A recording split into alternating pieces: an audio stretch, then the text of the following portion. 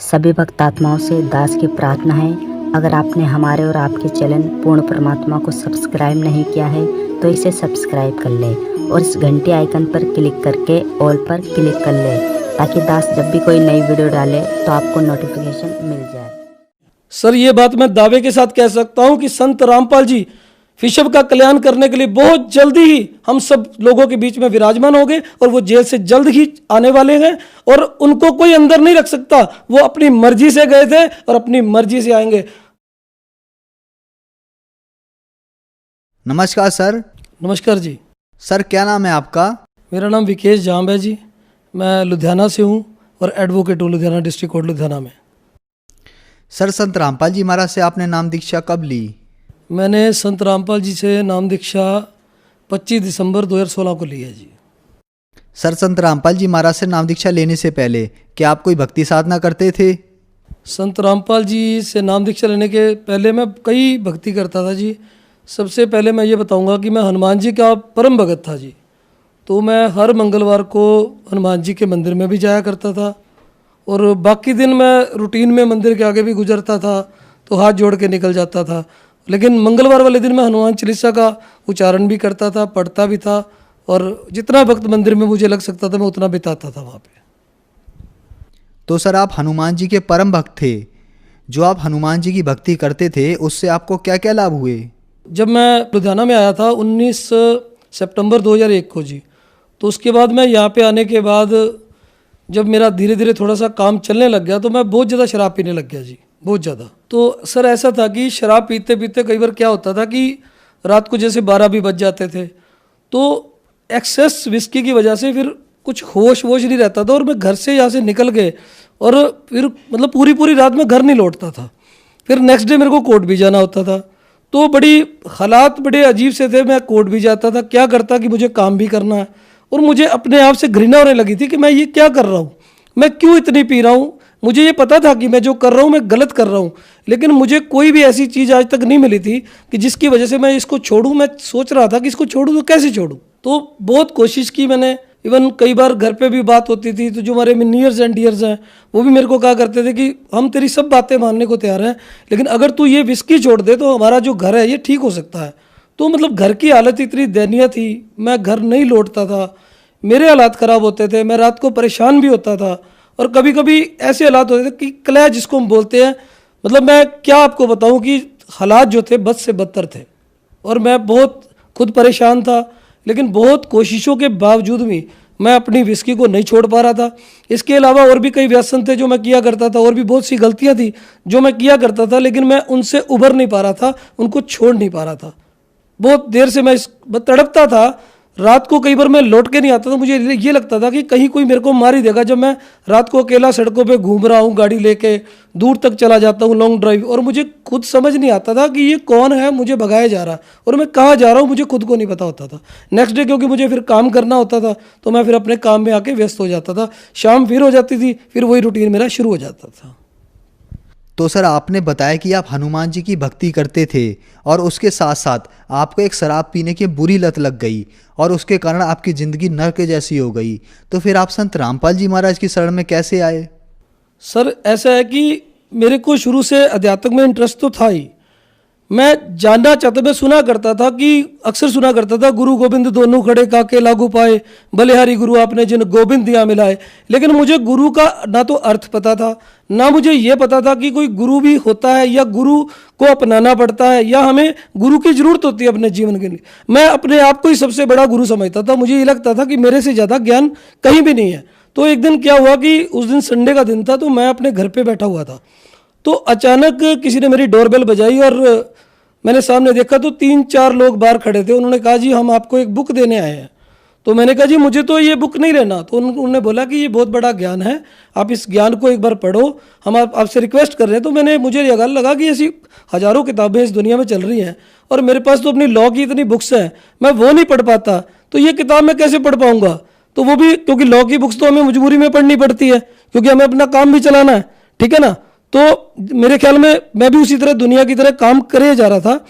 तो जब उन्होंने बार बार मुझे कहा कि ये बुक आप एक बार लेके देखो, आप इसको पढ़ के देखो, ये 20 रुपए की ज्ञान गंगा है, तो मैंने कहा जी मेरे को ये बुक नहीं चाहिए, मेरे को आप ज़्यादा ज्ञान मत दो, मेरे पास बहुत बड़ा ज्ञान है, आप कभी मेरे पास कोर्ट में आओ, मैं आपको बताता हूँ ज्ञान क्या होता है। क्योंकि मेरे पास तो भरा पड़ा था अंदर से ज्ञान, और ज्ञान भी कौन सा, जो अज्ञान था। तो जब मैंने वो बुक एक बार उनसे ले ली, वो बुक लेने के बाद मैंने रूटीन में उसको अपने सामने, मेरे टीवी रखा होता था, एलसीडी लगा हुआ था, तो वहाँ रख दी उसके नीचे, उसकी ड्रॉज में। तो उसके बाद सर ऐसा हुआ कि कई दिन तक तो वो बुक पड़ी रही। अब मेरे हालात ये हो गए थे कि मैं एक तरफ तो वो बुक को देखता रहता था, और दूसरा मैं अपनी ड्रिंक करता रहता था। शाम को 7 बजने के बाद मैं अपना ड्रिंक करना शुरू कर देता था।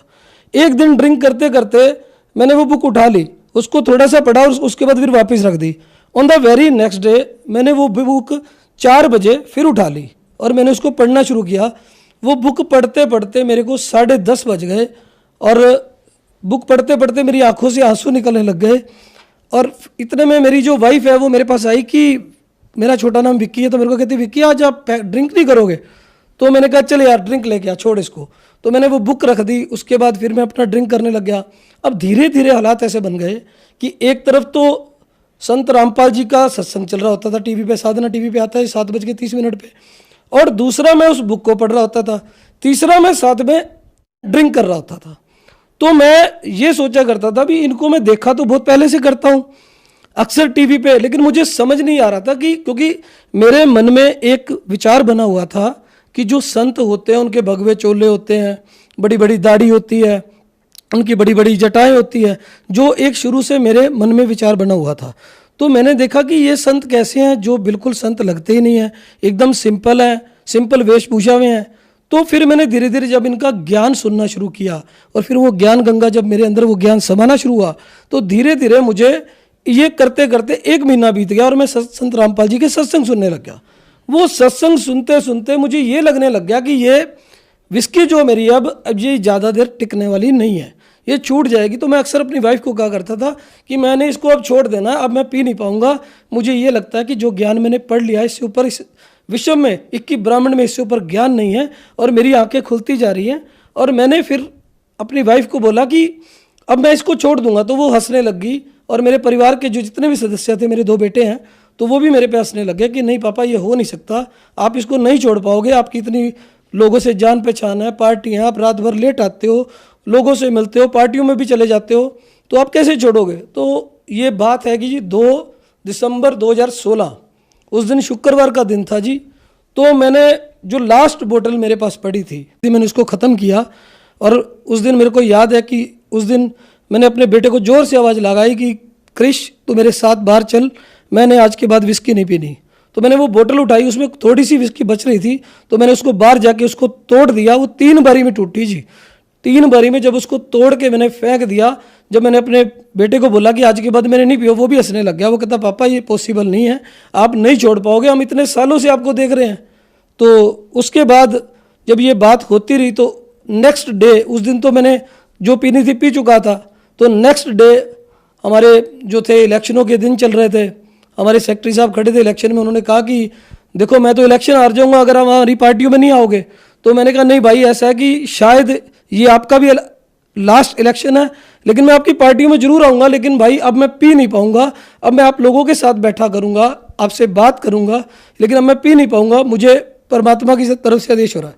तो उसी रात मेरे को संत रामपाल जी ने दर्शन दिए, मेरा हाथ पकड़ा कि बेटा आज के बाद तूने ये विस्की नहीं पीनी। और उस दिन के बाद सर मैंने कभी टच भी नहीं किया विस्की को, मैं छोड़ चुका हूँ सर। इसके बाद मैंने कुछ दिन तो ऐसे चलता रहा। एक दिन जब मैं सुबह सुबह उठा तो मैंने वाइफ को बोला कि चल मेरे साथ चल, मेरे को नाम दीक्षा लेनी है।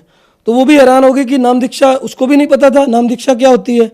तो उससे पहले मैंने बरवाला काफ़ी फ़ोन किए, जो नंबर ये पट्टी पे चलते हैं साधना चैनल वालों की, तो बहुत फ़ोन किया उनको। मैंने ये भी बोला कि संत रामपाल जी जेल में, उनकी जमानत मैं कराऊंगा, मैं बड़ा वकील हूँ, यहाँ पे मेरे बहुत लिंक है, मैं सब कुछ करवा सकता हूँ, क्या क्या नहीं है जो मैं करवा। लेकिन धीरे धीरे मुझे इस बात का एहसास होने लग गया कि संत रामपाल कोई आम इंसान नहीं है, जिनको मैं आज तक मनुष्य समझ रहा था वही कोई और है।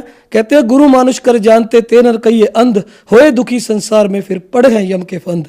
तो जिस गुरु को मैं ये समझ रहा था कि ये कोई मनुष्य है, तो मुझे बाद में धीरे धीरे इस बात का एहसास होने लग गया कि ये परमात्मा की कोई ऐसी लीला है जिसका पार्ट मुझे भी अदा करना है उनके चरणों में। तो धीरे धीरे मैं इस बात को अंडरस्टैंड करने लग गया, और मैं जो बात बार बार उनको फ़ोन पे कह रहा था कि मैं जमानत कराऊंगा, वो बात फिर मैंने कहनी बंद कर दी।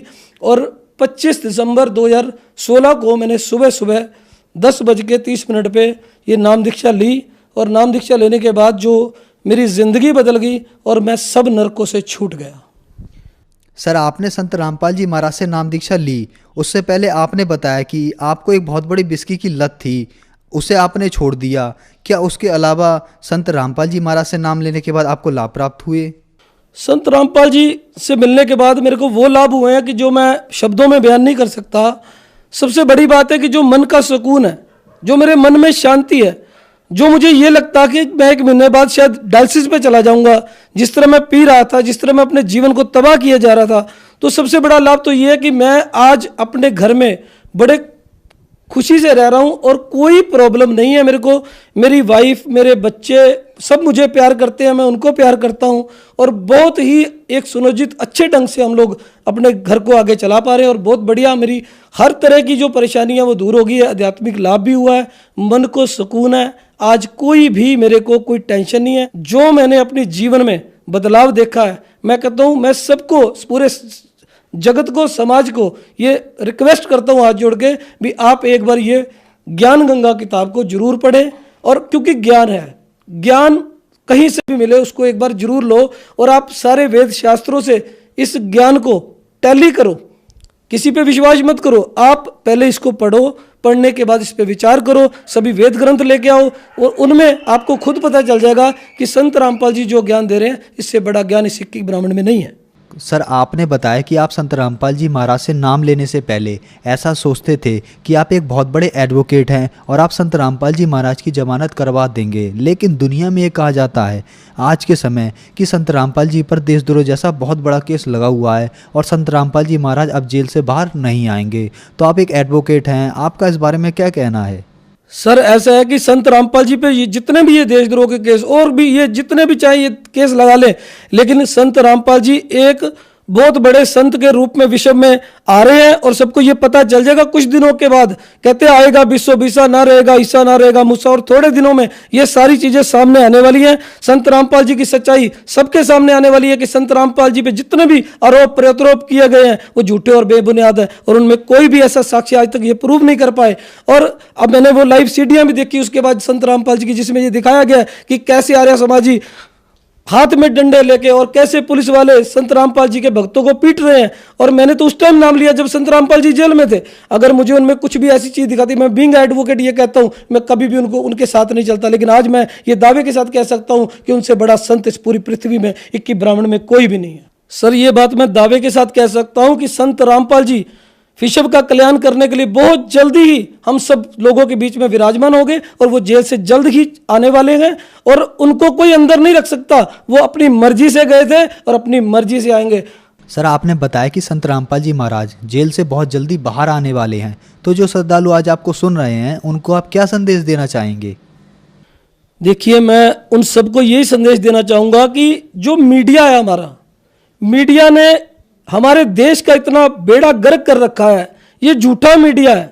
आप ये देखो, और ये भ्रष्ट लोगों ने इतनी हमारी दुर्गति कर रखी है कि बात कुछ होती है, बात को बनाया कुछ जाता है। संत रामपाल जी पे अभी तक पिछले 3 सालों में एक भी आरोप ये लोग सिद्ध नहीं कर पाए हैं, और जहां तक मेरा विश्वास है ये एक भी आरोप कभी सिद्ध नहीं कर पाएंगे, क्योंकि झूठ झूठ होता है, सच सच होता है, और सच्चाई के आगे झूठ हमेशा हारा है, और ये हारेंगे और बुरी तरह हारेंगे। अंत में यही कहना चाहूंगा कि जल्दी से जल्दी सभी लोग संत रामपाल जी की शरण में आए और ये अपना कल्याण करवाएं, ताकि आने वाला जो जीवन है वो ठीक हो सके। सर, संत रामपाल जी महाराज से नाम दीक्षा कैसे ले सकते हैं? सर, ऐसा है कि संत रामपाल जी से नाम दीक्षा लेने के लिए जो टीवी चैनलों पे उनका सत्संग आता है, उसके नीचे जो पट्टी चलती है उसमें नामदान सेंटरों के नंबर भी लिखे हुए हैं। आप उनसे फोन पे संपर्क करके नामदान की दीक्षा ले सकते हैं। धन्यवाद सर। सच जी।